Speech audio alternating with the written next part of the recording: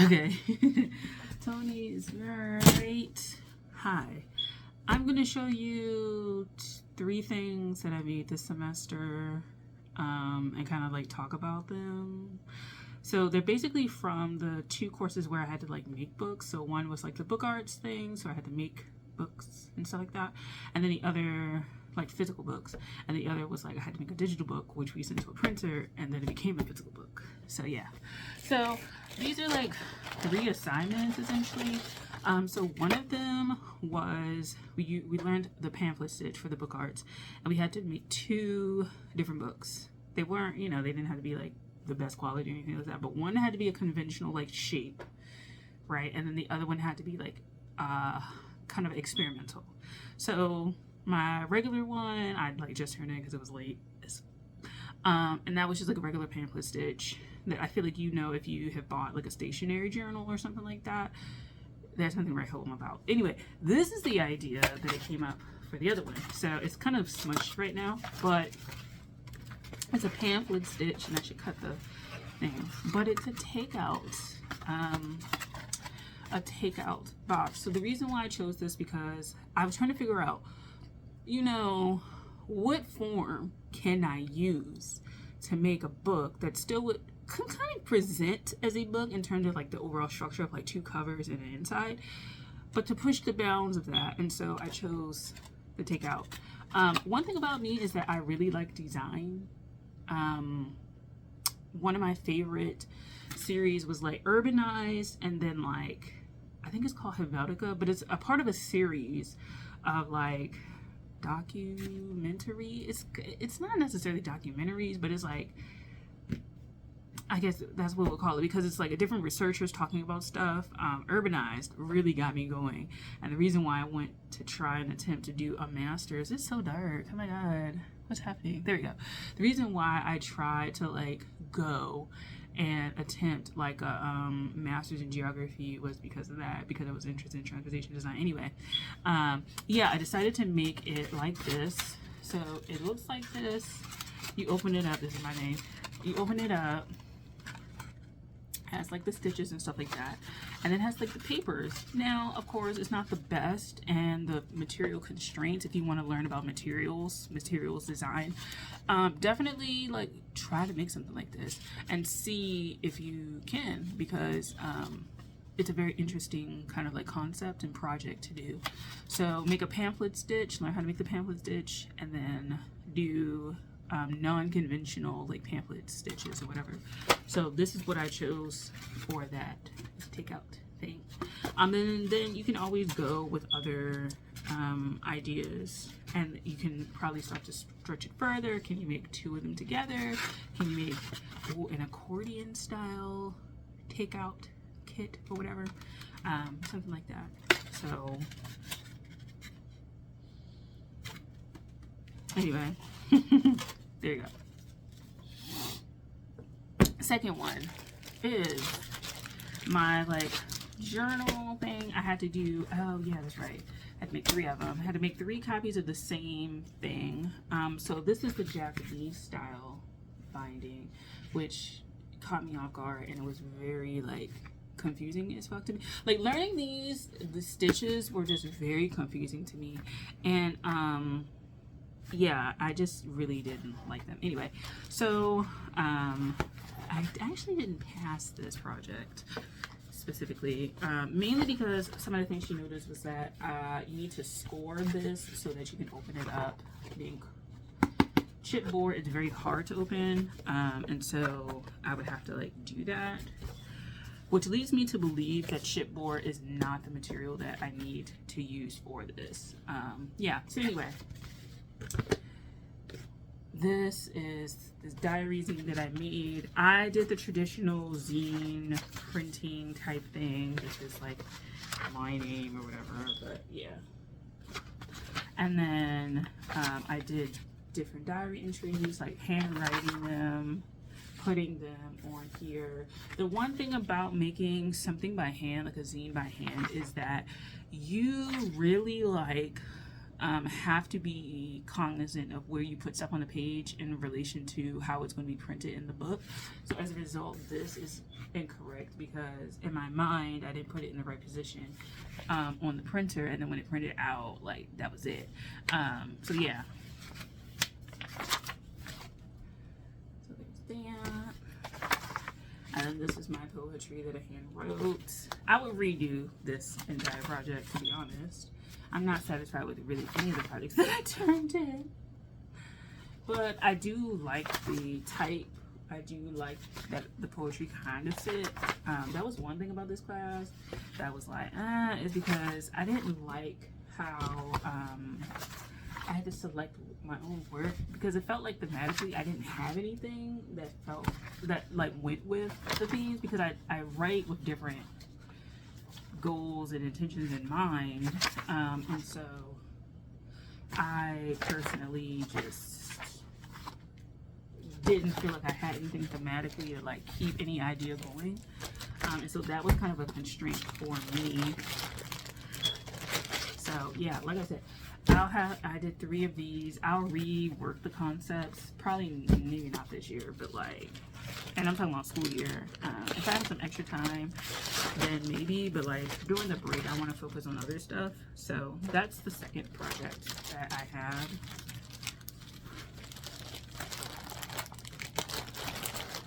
It's gonna take time. Sorry, took me a minute to get that shit together. Anyway, this is the last thing that I'm going to show you. It's the book that I made for this semester. So we had, to preface, we had like several projects. So we had to make a poster. That was the last project. We had to do the book, and then like the first one, I forget what it was about. I think it was just like, I don't know what the first project was. I don't know. I can't remember. I'll go on my Canvas and see. But yeah, like I had to choose a book for the second thing, the second project, and we had to like kind of basically pick a book from the public domain, which is Project Gutenberg. Is a really good public domain space for you to find books, and then from there choose it, come up with some like cover designs, and then we learned how to make the interior format of the book, and then we sent it off to print, and we got physical copies. So my physical copy came in like 2 days ago or something like that, and so the teacher got it because we had to send it to her. She gave me one of the copies, and then yeah, I got it today when I went to the school for MFA reading, which I'll do another video on that. But it's 3 people that I chose for this. I chose Charles Chestnut, Kate Chopin, Charlotte Perkins Gilman, and so yeah, I'm really proud of the cover and what I have of the interior formatting, because what ended up happening is that the book, 2 of the 3 authors did not show up in print, and I don't know what happened to them on the file, but they didn't show up in print. So I'm very confused, because the book is literally 302 pages, and only one person, which is Charlotte Perkins Gilman, and she was the shortest story, which is 26 pages, is on here. So I'm trying to figure out where the other like 200-ish pages disappeared to, because I used a PDF and I thought the PDF saved, and I don't know if I needed to do a condensed, like a zip file, and go from there. But I was very disappointed when I got it, because I was like, yeah, it looks nice, and then I looked and I was like, why is everything blank? Anyway, this is what it looks like. Nothing as it seems. Basically, it's a title that I had to thematically like come up with, because each of the stories is quite different, but Nothing as It Seems kind of covers the theme. Essentially, it's just like, okay, each story kind of subverts expectations of character or setting or place or narrative, and I felt like or even just perception, like character perception, their point of view perceptions, is Nothing as It Seems. It's more on the notes for Charlotte Perkins Gilman, because it's about somebody like undergoing psychosis, and so the yellow wallpaper basically is that. So I had to pick up a good theme. Basically, this is the cover, front and back. We had to do the spine and all that kind of stuff. So it's one singular photo that I chose. The type is Amador mixed with Garamond, like regular. And I had to keep going back and forth between that because regular would be on one computer and then EB Garamond would be on another. So it was just like, okay, I have to keep changing between. But Amador, which is more this like gothic-ish style, is what I used. And one of my prototyping ideas, I decided to change the orientation of one of the words. It was another idea altogether, but I decided to keep that idea and orient the nothing and then add the same to whatever and put a slash through it to emphasize the nothing. For the spine, same thing, just the same colors, whatever, all that. The little logo we had to use for our book. And then like the back blurb, and so I wrote that, and it was like fucking hard. So I wrote 3 authors, 3 stories, 3 perceptions from 15 Desk Press. That was the press that he had to use for the school. Comes a triptych of, I hope I'm pronouncing it right. From 15 Desk Press comes a triptych of masterful storytelling from 3 renowned authors: Charles Chesnutt, Kate Chopin, Charlotte Perkins Gilman. Illusions, fears, and reckonings are craftily woven in the stories of these authors who defy racial and gender standards, but what becomes clear is that nothing is as it seems. So that's how it goes. So boom, boom, bit. Yeah, so the inside we have to do like the half title page. So I did the the title page and the half title page and like the printing stuff. Sorry, I have a name here. But yeah, like that, all the copyright type stuff. So we had to do that. Then each section I had to create it. So we learned how to create like the parent pages. And this is what it looks like in the inside for the store that did print. So there's that, and so you have to change. You have to choose the leading and the kerning and the spacing and the type for the interior and the exterior, and learn how to do that. And so I'm really proud of this. Yeah, I'm actually really proud of like what I see in terms of my formatting. She was like, "It looks so good." Not now. Not now. I was like, what? And I mean like from like here on out, this entire book is blank, minus like the intermediate page, like the pages that told you the next story. So like the next story, it takes a space or whatever,